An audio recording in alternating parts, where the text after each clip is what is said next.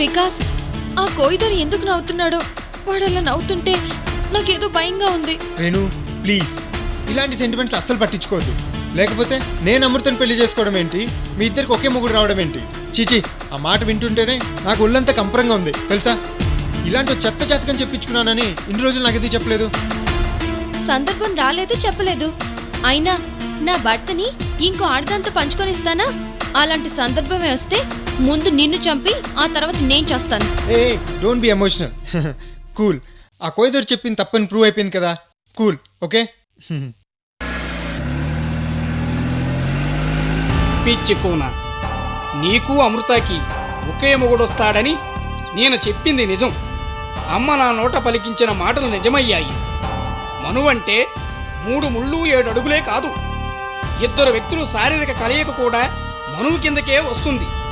ఆ విషయం పెద్దలు ఏనాడో శాస్త్రంలో చెప్పున్నారు. ఆ లెక్కన అమృతకి వికాస్కి ఆ రోజే పెళ్ళైపోయింది. అంటే ఇప్పుడు నువ్వు వికాస్ని 2వ పెళ్లి చేసుకునే 2వ భార్యవి.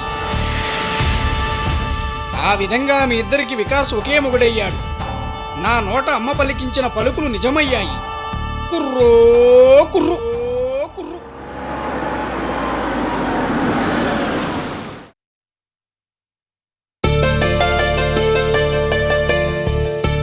రేణు, ఆ పిచ్చి కోయిదరుతో మాట్లాడి నీకు బాగా కోపం వచ్చినట్టుంది. కూల్ డ్రింక్ తీసుకొని వస్తాను, తాగి వెళ్దాం. అలాగే.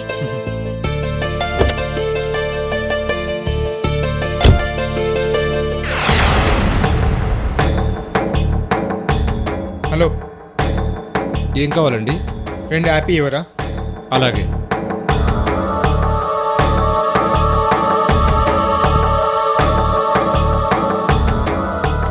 ఎంత? 20 రూపాయలు.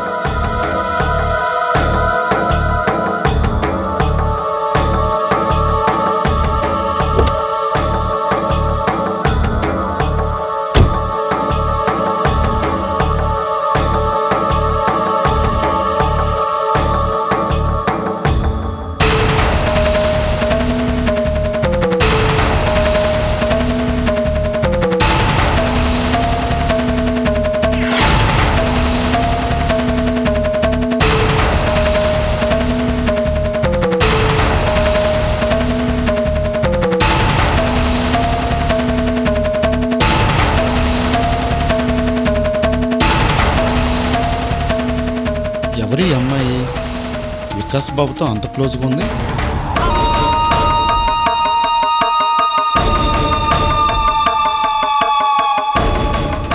వికాస్ బాబు కూడా అమ్మాయి మీద చెయ్యేసి మాట్లాడుతున్నాడు.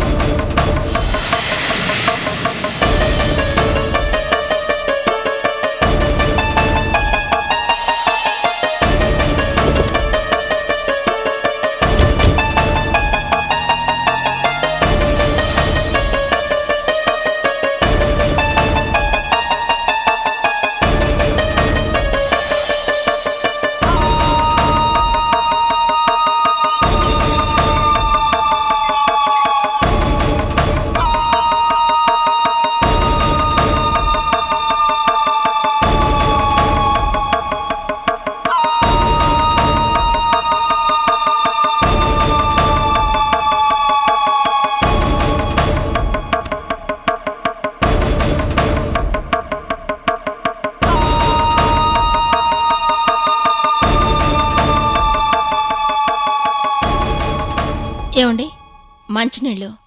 వద్దు లక్ష్మి, అక్కడ పెట్టు.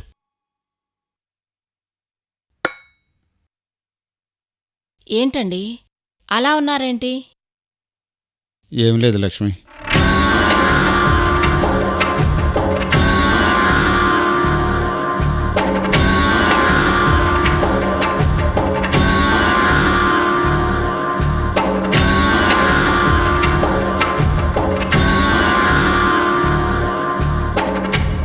నొప్పిగా ఉందా అండి? అదేం లేదు లక్ష్మి. మరి ఎందుకలా ఉన్నారు? వద్దులే లక్ష్మి, నిన్ను కూడా బాధపెట్టడం నాకు ఇష్టం లేదు. అంటే మీరు బాధపడుతున్నారనేగా అర్థం. అసలేం జరిగిందండి? షాప్ నుంచి వస్తుంటే దారిలో వికాస్ బాబు కనిపించాడు. మాట్లాడారా? ఉహుం, మరి ఎవరో అమ్మాయితో తిరుగుతున్నాడు లక్ష్మి.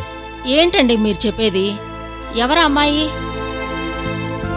ఎవరో తెలీదు. అదేంటండి, దగ్గరలోనే అమృతతో పెళ్ళి అంటున్నారు. ఇప్పుడు ఆ అబ్బాయి వేరే అమ్మాయితో తిరగటం ఏంటండి? అదే లక్ష్మి, నాకు అర్థం కావటం లేదు. ఆ అమ్మాయి సొంత మనిషిలాగా, అంటే భార్యలాగా వికాస్ బాబు మీద చేతులేసి చాలా చనువుగా మాట్లాడుతుంది. తను కూడా ఆ అమ్మాయితో అలాగే ప్రవర్తిస్తున్నాడు. కొద్ది రోజుల్లో పెళ్లి చేసుకోబోయే అబ్బాయి పరాయి అమ్మాయితో అంత చనువుగా ఎలా తిరుగుతున్నాడో నాకు అర్థం కావటం లేదు లక్ష్మి. నాకే కాదు, వాళ్ళిద్దరిని అలా చూస్తే ఎవరికైనా అనుమానం వస్తుంది లక్ష్మి. చాలా రోజుల నుంచి కలిసి తిరుగుతున్నట్లుగా నాకు అనిపించింది. వెళ్ళి పలకరిస్తే ఏ విషయమో తెలిసేదిగా. వద్దు లక్ష్మి, పలకరించడానికి నాకు భయం వేసింది.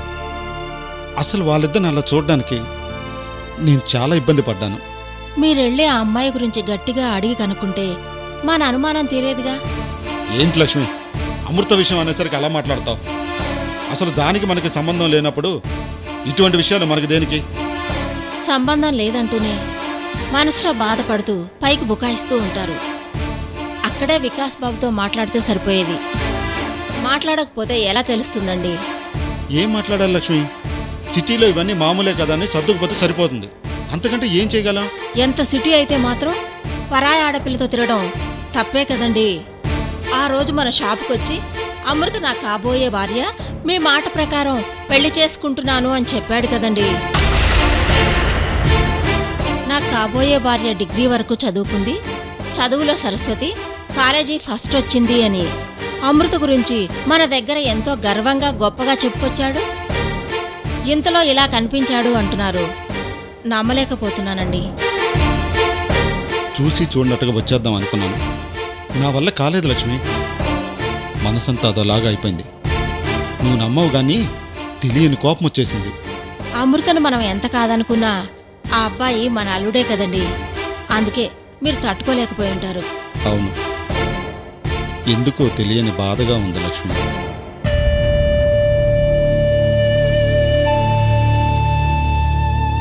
ఏమండి, నాకెందుకో అనుమానంగా ఉందండి. అనుమానం ఏంటి లక్ష్మి? మొన్నొకసారి సుబ్బలక్ష్మి మన ఇంటికొచ్చి అమృత అవుట్ హౌస్లో లేదు, ప్రమాదంలో ఉంది అని ఏడుస్తూ చెప్పింది. ఆ విషయం నిజమో అబద్ధమో మీరొకసారి శంకర్రావు గారింటికెళ్ళి కనుక్కోవచ్చు కదండి. అమృత ఇంట్లో ఉన్నా దానికి తెలియకుండా ఆ అబ్బాయి ఇంకో అమ్మాయితో తిరుగుతున్నాడా? లేకపోతే... వద్దు లక్ష్మి, అక్కడికెళ్ళి నేను ఏం మాట్లాడినా చివరికి అవమానం పాలయ్యేది నేనే. మన బంగారం మంచిదైతే కదా లక్ష్మి. ఆ అబ్బాయి గురించి నేను ఒక్కటి మాట్లాడితే దాని గురించి వాళ్ళు 100 మాట్లాడతారు. మీ అమ్మాయి ఏమన్నా పతివ్రత అంటే నేనేం సమాధానం చెప్పాలి లక్ష్మి?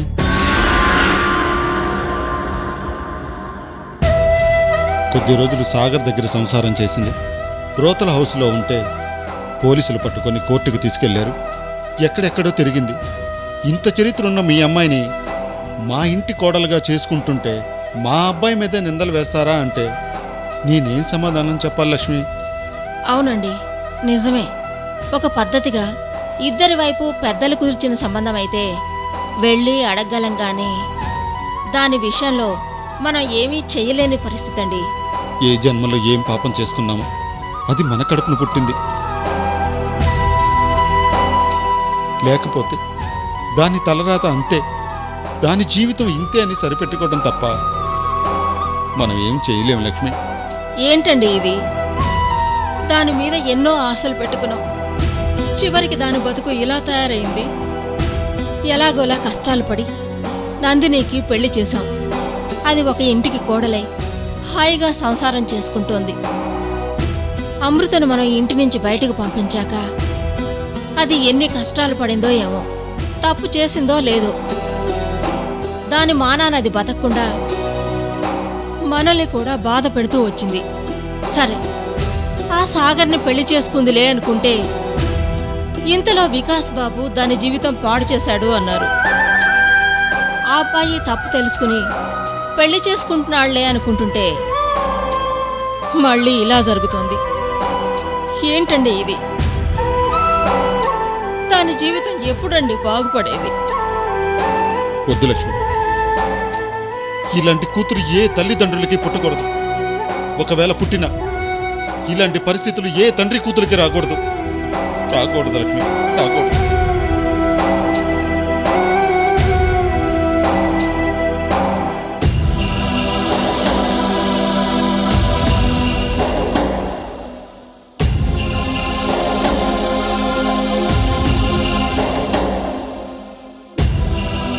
నీ మీద హత్య ప్రయత్నం జరుగుతుంది. ఇది నిజం, ముమ్మాటికి నిజం. నిజం అంతే. జరిగితే జరిగింది, నేను చచ్చిపోతాను, నీకెందుకు? అమృత, ఎక్కడున్నావు? ఏమైపోయావు నువ్వు? పిచ్చిదాన్లా అందరినీ నమ్ముతావు, అందరినీ ప్రేమిస్తావు, కానీ నువ్వు ప్రేమించిన వాళ్ళెవరు నీలా నిన్ను ప్రేమించట్లేదే.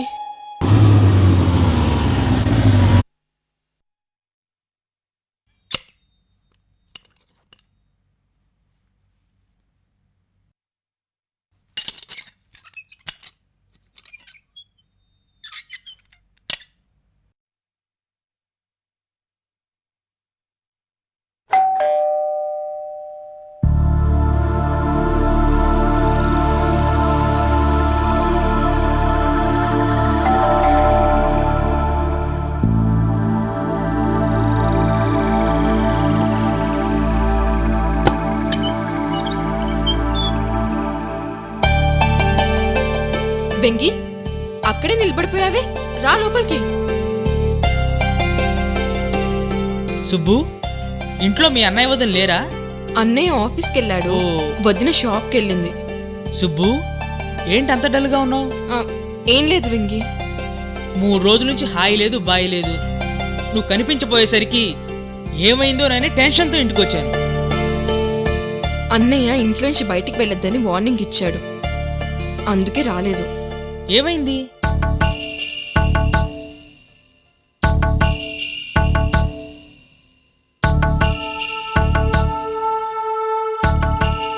సుబ్బు, ఏమైంది?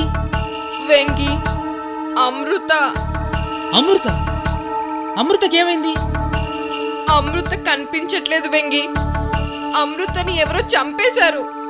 సుబ్బు, నువ్వు చెప్పేది నిజమా? వెంగి, సుబ్బు, ఏమైంది సుబ్బు? ఏడవకు సుబ్బు.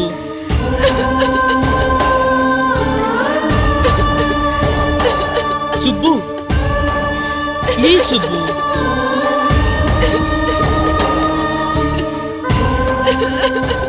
సుబ్బు, నువ్వు ముందు ఇక్కడ కూర్చో.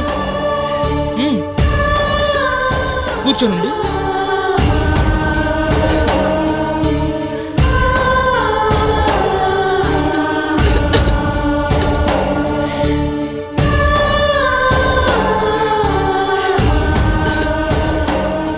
సుబ్బు, ఏడవకు సుబ్బు, ముందు మంచినీళ్ళు తాగు.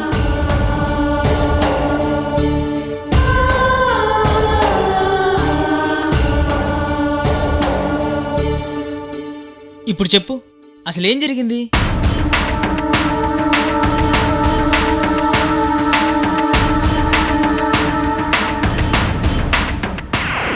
అమ్మతోడు సుబ్బు, అన్ని కరెక్ట్ గా చూశాను.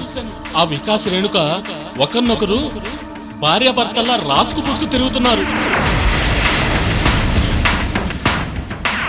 ఏంటమ్మా, అవకాశం దొరికింది కదా అని నీ ఇష్టం వచ్చినట్టు మాట్లాడుతున్నావు? అసలు ఆ అమృత ఎవరో మాకు తెలీదు, ఆ పేరెప్పుడు వినలేదు. అవును, నేను కూడా ఆ పేరు ఎప్పుడు వినలేదు. విన్నావుగా, మర్యాదగా వెళ్ళు. మాట్లాడటం అయిపోయిందా? ఇంకా చాలా విషయాలు ఉన్నాయి. ముందు నీ విషయం తేల్చాక వాటి గురించి మాట్లాడతాను. తేల్చాల్సింది నా విషయం కాదు, నీ విషయం.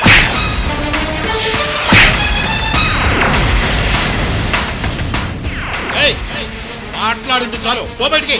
నేను వెళ్ళను. వెళ్తావా లేదా? వెళ్ళను వెళ్ళను వెళ్ళను. పో బయటికి.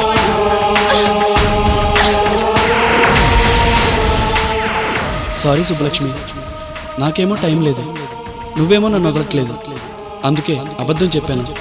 నేను నా క్యాంప్ నుంచి రాగానే అమృత దగ్గరికి వెళ్తాను.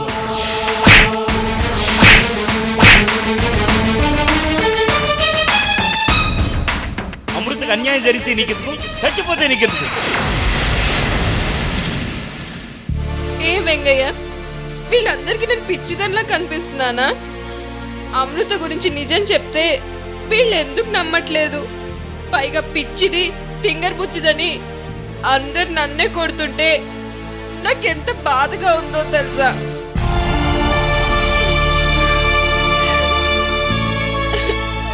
సుబ్బు, బాధపడద్దు. నిజాన్ని నిర్భయంగా చెప్పేవాళ్ళు పిచ్చివాళ్ళు కాదు. ఆ నిజాన్ని నమ్మలేని వాళ్ళు, చూడలేని వాళ్లే పిచ్చివాళ్ళు. నీ అమాయకత్వాన్ని అడ్డం పెట్టుకుని వికాస్ తన మోసాన్ని దాచాలని ప్రయత్నం చేస్తున్నాడు. పరిస్థితుల వల్ల సాగర్ కృష్ణమూర్తులు అమృతకు జరుగుతున్న అన్యాయాన్ని కనుక్కోలేకపోతున్నారు. ఇప్పుడు నేనేం చేయాలో నాకు అర్థం కావట్లేదు వెంగి. అందుకే సైలెంట్గా ఇంట్లో ఉండిపోయాను. సుబ్బు, నువ్వు సైలెంట్గా ఉంటే కనిపించకుండా పోయిన అమృత ఇంకెప్పటికీ కనపడదు, మనకి దక్కదు. అదే వెంగయ్య నాకు భయంగా ఉంది. కానీ నేనేం చేయను చెప్పు? డిసప్పాయింట్ అవ్వకు సుబ్బలక్ష్మి. నీ స్నేహితురాల్ని కాపాడాలని నువ్వు చాలా ప్రయత్నం చేశావు. ఆ ప్రాసెస్లో నీకు ఎన్నో అవరోధాలు, అవమానాలు ఎదురయ్యాయి. కానీ వాటన్నింటిని అధిగమించి అమృత ఎక్కడుందో, ఏమైందో తెలుసుకునే సత్తా నీలో ఉంది. కానీ అది సాధ్యమైనంత త్వరగా తెలుసుకోవాలి. నిజమేంటో బయటపడాలి. ఆ రోజు వికాస్ మాయలో ఉన్న రేణుక రియలైజ్ అవుతుంది. కూతురికి జరిగిన అన్యాయాన్ని తెలుసుకోలేకపోయానని కృష్ణమూర్తి కుమిలిపోతాడు.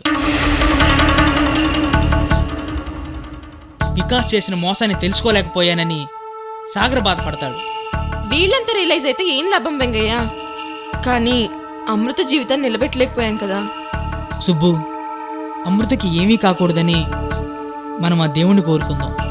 అయితే అమృత గురించి మర్చిపోమంటావా? ఇంతటితో వదిలేయమంటావా?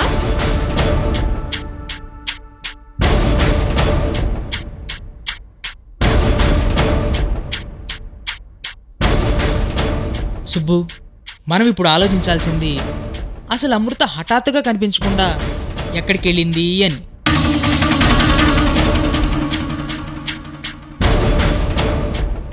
అమృత ఎక్కడుంది? అసలు అమృత బ్రతుకుందా, చనిపోయిందా?